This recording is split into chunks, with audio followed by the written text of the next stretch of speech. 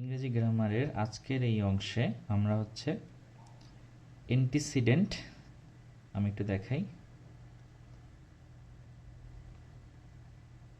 Antecedent, আর এই অংশে আমরা হচ্ছে অ্যান্টিসিডেন্ট এবং অ্যাডজেক্টিভ ক্লজ। ইংরেজি গ্রামারের আজকের অংশে আমরা অ্যান্টিসিডেন্ট শিখব। অ্যান্টিসিডেন্ট জিনিসটা খুব অপরিচিত একটা শব্দ অনেকের কাছে, এবং এই অ্যান্টিসিডেন্ট যারা বোঝে তারা অ্যাডজেক্টিভ ক্লজকে কিন্তু খুব ভালোভাবে ধরতে পারে। আমি আবারও বলি, অ্যান্টিসিডেন্ট যারা বোঝে তারা অ্যাডজেক্টিভ ক্লজকে খুব ইজিলি আইডেন্টিফাই করতে পারে। ঠিক আছে? তো আমাদের পরীক্ষায় আসলে অ্যান্টিসিডেন্টটা আসে না, আমাদের আসে নিচের কোনটি অ্যাডজেক্টিভ ক্লজ বা এই আন্ডারলাইন করা শব্দটি বা আন্ডারলাইন করা অংশটি কোন ক্লজের আওতায়। এই ধরনের জিনিসগুলো মূলত আমাদের চাকরি পরীক্ষাগুলোতে বা ভর্তি পরীক্ষাগুলোতে আসে। ঠিক আছে? তাহলে আমরা কিভাবে অ্যান্টিসিডেন্ট চিনতে পারি এবং কিভাবে আমরা অ্যান্টিসিডেন্টের মাধ্যমে সহজে অ্যাডজেক্টিভ ক্লজকে আইডেন্টিফাই করতে পারি সেটা আজকে আমি আপনাদের এই ক্লাসে দেখাবো। সো আগে জানতে হবে অ্যান্টিসিডেন্ট কি।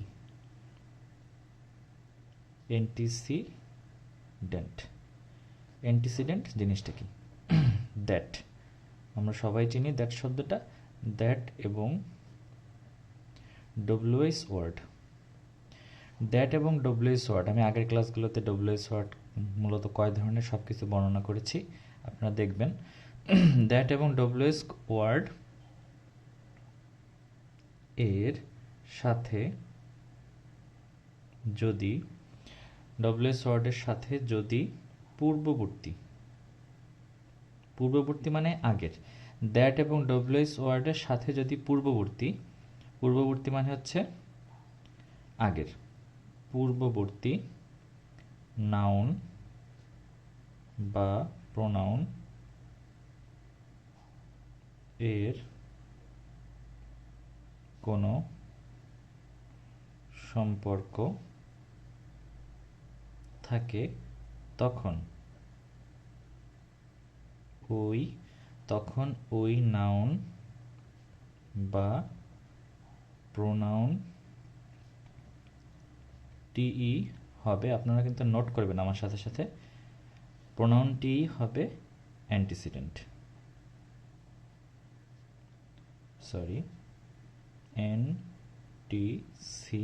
NTCDENT সব ই, ঠিক আছে? অ্যান্টিসিডেন্ট, তাহলে ওই নাউন বা প্রোনাউনটি অ্যান্টিসিডেন্ট হবে। তাহলে আমি আবারও বলি, দ্যাট এবং ডব্লিউএস ওয়ার্ড, শুধুমাত্র এই জিনিস কটা, দ্যাট এবং ডব্লিউএস ওয়ার্ড যে 9 প্রকারের আছে, এর সাথে যদি পূর্ববর্তী নাউন বা প্রোনাউনের কোনো সম্পর্ক থাকে তখন ওই নাউন বা প্রোনাউনটি মূলত অ্যান্টিসিডেন্ট হবে, মানে নাউন বা প্রোনাউন অ্যান্টিসিডেন্টের মতো আচরণ করবে। এখন আসি আমরা এক্সাম্পলে, তাহলে ক্লিয়ার হয়ে যাবে বিষয়টা। যেমন আই থ্যাঙ্কড দি ওম্যান মানে মহিলা, I thank the woman who helped me, আমি ওই মহিলাটিকে ধন্যবাদ দিয়েছিলাম যে আমাকে সাহায্য করেছিল। আমি বলছিলাম দ্যাট এবং ডব্লিউএস ওয়ার্ড, দেখেন এখানে দ্যাট এবং ডব্লিউএস ওয়ার্ড কোথায় আছে, এই যে ডব্লিউএস ওয়ার্ড, এর পূর্ববর্তী মানে পূর্ববর্তী নাউন বা প্রোনাউন, তাহলে এর পূর্ববর্তী নাউন বা প্রোনাউনকে ওম্যান। এখন দেখতে হবে নাউন বা প্রোনাউনে যদি কোনো সম্পর্ক থাকলে, তাহলে হু, এই হু আসলে কে? I thank the woman who help me, এই হু আসলে কিন্তু এই ওম্যান, আমি মহিলাটিকে ধন্যবাদ দিয়েছিলাম যে আমাকে সাহায্য করেছিল, তাহলে যে এখানে হচ্ছে এই মহিলাটা। সুতরাং এই হু এর পূর্ববর্তী কোনো নাউন বা প্রোনাউনের সাথে যদি এই হু অথবা ডব্লিউএস ওয়ার্ড বা দ্যাট এর কোনো সম্পর্ক থাকে তাহলে সেই নাউন বা প্রোনাউনটি মূলত অ্যান্টিসিডেন্ট হবে। বোঝা গেছে? এখন আমি আসি অ্যাডজেক্টিভ ক্লজে, যে অ্যাডজেক্টিভ ক্লজটা আসলে কি। অ্যাডজেক্টিভ ক্লজ হচ্ছে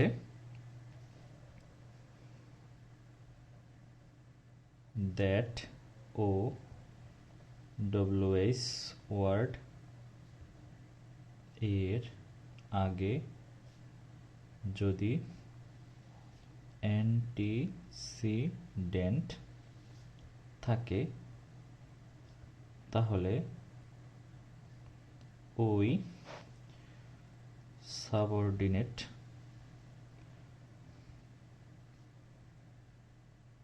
ক্লজটি হবে অ্যাডজেক্টিভ ক্লজ। সুতরাং দ্যাট অথবা ডব্লিউএস ওয়ার্ডের আগে যদি কোনো অ্যান্টিসিডেন্ট থাকে তাহলে ওই সাবঅর্ডিনেট ক্লজটি, তাহলে সাবঅর্ডিনেট ক্লজ কারা? সাবঅর্ডিনেট ক্লজ কিন্তু মূলত এই অংশটুকু যেটার সাথে সাবঅর্ডিনেট ক্লজ যুক্ত আছে, হু হেল্পড মি। আপনারা আমার আগের লেকচারে সাবঅর্ডিনেট ক্লজের যে লেকচারটা দিছি ওখানে আমি সাবঅর্ডিনেট ক্লজ কীভাবে আইডেন্টিফাই করে তার সমস্ত সহজ পদ্ধতিতে আমি ইনফরমেশন কিন্তু দিয়ে দিছি। আপনারা আগের লেকচারটা দেখবেন, প্রত্যেকটা লেকচারই খুব গুরুত্বপূর্ণ। তাহলে এটা কিন্তু সাবঅর্ডিনেট অংশ, তাহলে সাবঅর্ডিনেট অংশ হু হেল্পড মি। এখন তাহলে যদি অ্যান্টিসিডেন্ট থাকে তাহলে অ্যান্টিসিডেন্ট যেহেতু আমরা পাইছি তাহলে এই অংশটুকু আমাদের অ্যাডজেক্টিভ ক্লজ হবে। ঠিক আছে, এই অংশটুকু কিন্তু আমাদের অ্যাডজেক্টিভ ক্লজ হবে। তাহলে দ্যাট এবং ডব্লিউএস ওয়ার্ডের আগে যদি কোনো অ্যান্টিসিডেন্ট থাকে, দ্যাট এবং ডব্লিউএস ওয়ার্ডের আগে যদি কোনো অ্যান্টিসিডেন্ট থাকে তাহলে ওই সাবঅর্ডিনেট ক্লজটি, তাহলে দ্যাট এবং ডব্লিউএস এর অংশ যেটুক সেটুককে কিন্তু ইঙ্গিত করতেছে। আমি আবার বলি, দ্যাট এবং ডব্লিউএস ওয়ার্ডের আগে যদি কোনো অ্যান্টিসিডেন্ট থাকে তাহলে ওই সাবঅর্ডিনেট ক্লজটি, ওই বলতে এখানে বোঝাচ্ছে ওই দ্যাট আর ডব্লিউএস যুক্ত অংশটা। ঠিক আছে, সাবঅর্ডিনেট ক্লজটি হবে অ্যাডজেক্টিভ ক্লজ।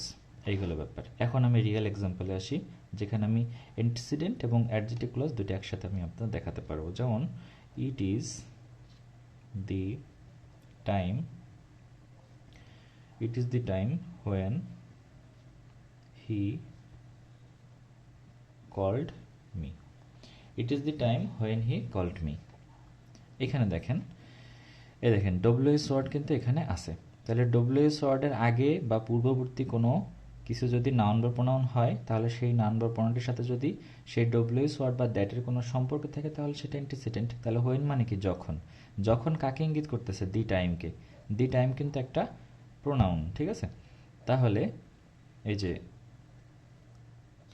হোয়েনের সাথে দি টাইমের একটা সম্পর্ক আছে এবং দি টাইমটা হোয়েন বা দ্যাটের পূর্বে আছে, সুতরাং এটা কিন্তু আপনার অ্যান্টিসিডেন্ট। ঠিক আছে, অ্যান্টিসিডেন্ট। তাহলে ওই অংশটুকু, ওই সাবঅর্ডিনেট অংশটুকুই হচ্ছে অ্যাডজেক্টিভ ক্লজ হবে। তাহলে হোয়েন থেকে শুরু করে এই পর্যন্ত এইটুকু কিন্তু আপনার অ্যাডজেক্টিভ ক্লজ। সংক্ষেপে লিখলাম অ্যাডজেক্টিভ ক্লজ। বোঝা গেল বিষয়টা? তাহলে এই হচ্ছে আপনার অ্যান্টিসিডেন্ট এবং অ্যাডজেক্টিভ ক্লজের কিছু রিয়েল ব্যাপার। এখন আসি আর একটা এক্সাম্পলে। মনে করেন আই নো দি প্লেস, আমি ওই জায়গাটা চিনি, হোয়ার হি লিভস, যেখানে সে বাস করে। এই যে ডব্লিউএস যুক্ত অংশ, এর সাথে কিন্তু এই দি প্লেসের সম্পর্ক। ঠিক আছে, আমি ওই জায়গাটা চিনি, তাহলে এখানে আমি মনে হয় দি টাইম কিন্তু নাউন, নট প্রোনাউন। ঠিক আছে, ইট হচ্ছে আপনার প্রোনাউন, নাউন। তাহলে দি প্লেস কিন্তু এখানে প্রোনাউন,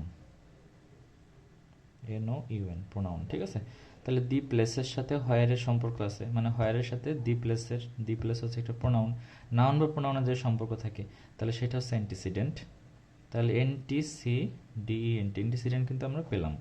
তাহলে ওই সাবঅর্ডিনেট ক্লজযুক্ত অংশটি অ্যাডজেক্টিভ ক্লজ, ওই সাবঅর্ডিনেট ক্লজযুক্ত অংশটি হবে অ্যাডজেক্টিভ ক্লজ। তাহলে সাবঅর্ডিনেট ক্লজ এই যে হোয়ারটা কার সাথে যুক্ত? এইটুকের সাথে যুক্ত, সুতরাং এইটুক কিন্তু আমাদের অ্যাডজেক্টিভ ক্লজ। বোঝা গেছে? এইটুক কিন্তু আমাদের অ্যাডজেক্টিভ ক্লজ। আশা করি বুঝতে পারতেছেন বিষয়টা। এখন আসেন একটা নোটে।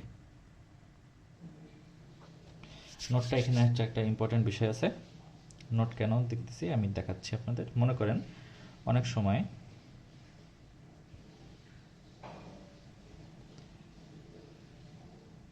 অ্যান্টিসিডেন্ট এর পরে, অনেক সময় অ্যান্টিসিডেন্টের পরে রিলেটিভ প্রোনাউন, অনেক সময় অ্যান্টিসিডেন্টের পরে রিলেটিভ প্রোনাউন দ্যাট অথবা ডব্লিউএস দ্যাট অথবা ডব্লিউএস কোশ্চেনের সমস্ত কিছু এরা কিন্তু উজ্জ্ব থাকে। উজ্জ্ব থাকে মানে হচ্ছে আপনার এরা সেন্টেন্সের ভিতর থাকবে না, বাট কোনো না কোনো জায়গায় দ্যাট এবং হুইজকে বসালে আপনি ওই সেন্টেন্সটার একটা ভালো মিনিং পাবেন। বিষয়টা বুঝতে পারছি? উজ্জ্ব থাকা মানে হচ্ছে যে ওই সেন্টেন্সে নাই, কিন্তু এইগুলো আপনি ওই সেন্টেন্সে বসাইলে সেন্টেন্স কারেক্ট হবে। আমি এক্সাম্পল দিয়ে দেখাই। উজ্জ্ব থাকতে পারে যেমন যেমন all comma I want is yours. ঠিক আছে, all I want is yours, সব যেটা আমি চাই তা তোমারই। ঠিক আছে, all I want that is yours. আমি বলছিলাম দ্যাট এবং ডব্লিউএস উজ্জ্ব থাকে।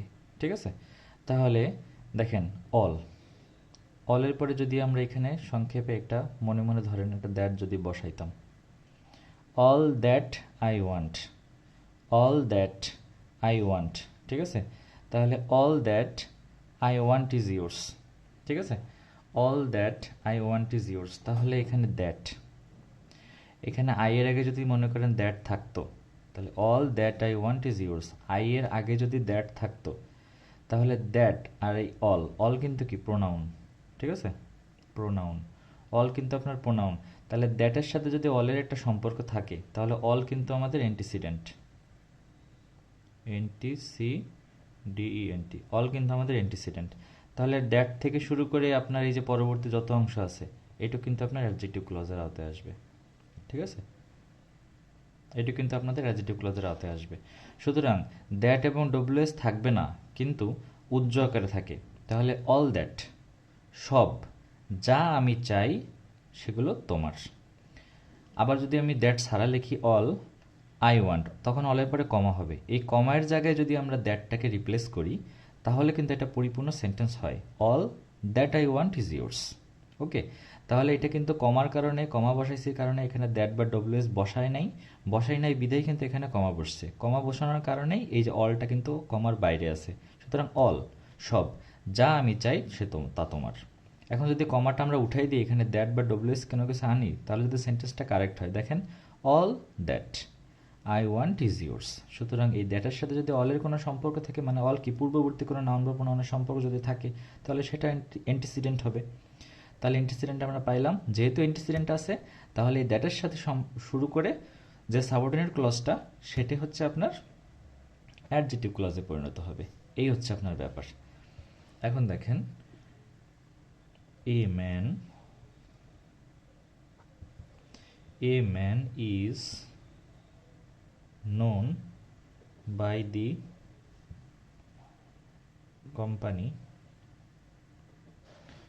company, comma, he keeps। ঠিক আছে, এই যে a man is known by the company he keeps। ঠিক আছে, দেখেন এই যে কমা যে আছে, মনে করেন এইটার পরে কিন্তু আপনার জানতে চাইবে হি কিপস, এইটা কোন ক্লাস। ঠিক আছে, আন্ডারলাইন করা থাকবে এটার নিচে। এই পাশে কোনো ব্যাপার নাই, বাট প্রশ্ন যদি হয় এই টাইপের, এই অ্যান্টিসিডেন্ট থেকে, তাহলে শেষের অংশটাকে নিয়ে মূলত ঝামেলা, যে শেষের অংশটা কোন ক্লাস। তাহলে এই যে কমাটা আছে, এই কমাটা মানে হচ্ছে এখানে কিছু একটা দিয়ে রিপ্লেস করা সম্ভব। তাহলে a man is known by the company that he keeps অথবা হুইচ হি কিপস, দুইটাই কিন্তু correct. That he keeps, which he keeps, তখন কিন্তু কমাটা থাকবে না। A man is known by the company, মনে মনে রাখেন এই কমার পরিবর্তে দ্যাট এবং হুইচ দুইটাই কারেক্ট। দ্যাট হি কিপস, তার মানে সেন্টেন্সটা কিন্তু কারেক্ট হচ্ছে। যেহেতু সেন্টেন্সটা কারেক্ট হচ্ছে, সুতরাং এই দ্যাট থেকে, এই দ্যাট বা হুইচ কাকে রিপ্লেস করতেছে? দি কোম্পানিকে। এই দি কোম্পানি কিন্তু নাউন। ঠিক আছে, দি কোম্পানি কিন্তু নাউন।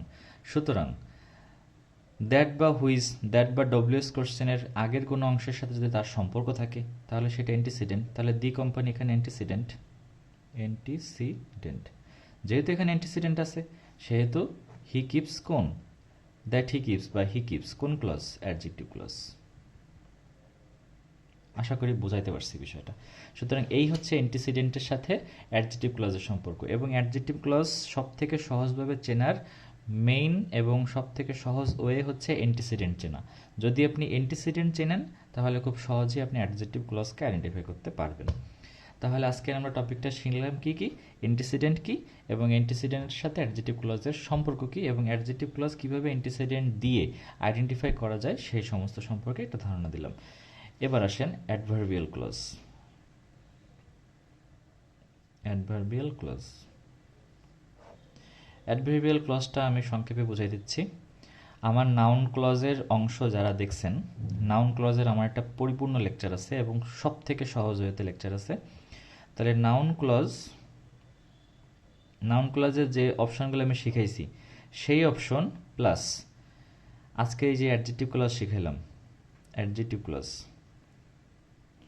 নাউন ক্লজ আমার অ্যাডজেক্টিভ ক্লজের যে কটা এক্সাম্পল এবং যেটা দ্বারা আমি শিখাইছি সেই অপশনগুলো বাদে পৃথিবীর যে কোনো সেন্টেন্সের ভিতরেই হচ্ছে অ্যাডভার্বিয়াল ক্লজ থাকে। তাহলে এই যে সেন্টেন্সগুলো আমি এক্সাম্পল আকারে দেখাইছি, ঠিক আছে, এই যে সেন্টেন্সগুলো আমি এক্সাম্পল আকারে দেখাইছি, এই এক্সাম্পল এবং নাউন ক্লজের ভিতরে আমি যে এক্সাম্পল প্লাস রুল আকারে দেখাইছি সেই এক্সাম্পল বাদে যদি কোনো কিছু আপনি মিলাইতে না পারেন এর ভিতরে, নাউন ক্লজে এবং অ্যাডজেক্টিভ ক্লজে যদি কোনো কিছুই আপনি ফেলতে না পারেন তাহলে তার বাকি সবই তো আপনার অ্যাডভার্বিয়াল ক্লজের আওতায় পড়ে গেল। সুতরাং যে আমার নাউন ক্লজের লেকচার এবং যে আমার অ্যাডজেক্টিভ ক্লজের লেকচার খুব ভালোভাবে দেখছেন, এই অ্যাডভার্বিয়াল ক্লজ তাদের কাছে কিছুই না। ঠিক আছে, এই অ্যাডভার্বিয়াল ক্লজ কিন্তু তাদের কাছে কিছুই না। যেমন আমি একটা অনলি একটা এক্সাম্পল দিয়ে আপনাদের বুঝাই দিচ্ছি কেমন। যেমন I shall go where he lives। দেখেন এই যে ডব্লিউএস কোশ্চেন আছে, ঠিক আছে, ডব্লিউএস কোশ্চেন কিছু আছে, মনে করেন দ্যাটও আছে, যাই হোক সামথিং কিছু একটা আছে, বাট এর পূর্ববর্তী কে গো। এই গো আসলে কি এটা ভার্ব, এটা কিন্তু নাউনও না প্রোনাউনও না, ঠিক আছে, এটা কিন্তু নাউনও না প্রোনাউনও না, সুতরাং এটা কিন্তু অ্যান্টিসিডেন্ট অবশ্যই না। এবং এই গো, এই যে হয়ার কিন্তু সাবঅর্ডিনেট ক্লজ এর আওতায়। সাবঅর্ডিনেট ক্লজের লেকচার দেখাইছি কোন ওয়ার্ডগুলো থাকলে সেটা সাবঅর্ডিনেট ক্লজ, ওই ওয়ার্ডগুলো আপনাদের মুখস্থ করতে হবে। তাহলে এইটা হচ্ছে সাবঅর্ডিনেট ক্লজের অংশ, হয়ার থেকে শুরু করে বাকি অংশ। এখন সাবঅর্ডিনেট ক্লজ আছে, বাট এর সাথে কিন্তু সাবঅর্ডিনেট ক্লজের যে মেইন কন্ডিশন সেই কন্ডিশন যেহেতু নাই, সুতরাং সাবঅর্ডিনেট ক্লজ যে দুই প্রকার, অ্যাডভার্বিয়াল ক্লজ আর হচ্ছে অ্যাডভার্বিয়াল ক্লজ আছে অ্যাডজেক্টিভ ক্লজ, এই দুইটার আওতায় কিন্তু এটা পড়ে না। যেহেতু পড়ে না, এটা কিন্তু আপনার অপশনে যদি আপনি সাবঅর্ডিনেট ক্লজ পান তাহলে সাবঅর্ডিনেট ক্লজ অ্যান্সার, কারণ সাবঅর্ডিনেট ক্লজের হয়ার এখানে আছে।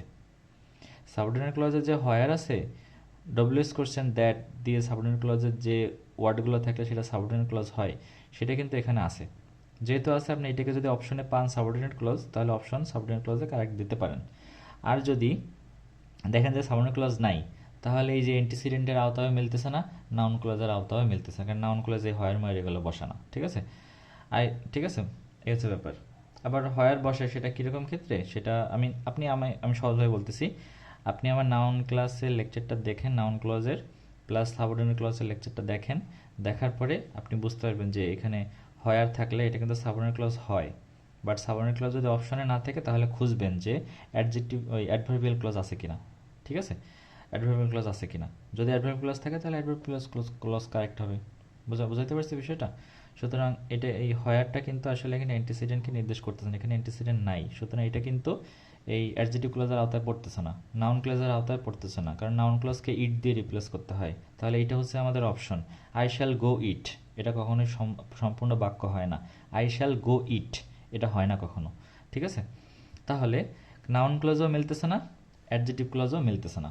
তাহলে সাবঅর্ডিনেট ক্লজে আমাদের হয়ার থাকলে সাবঅর্ডিনেট ক্লজ হয়, সুতরাং সাবঅর্ডিনেট ক্লজও কারেক্ট অ্যান্সার।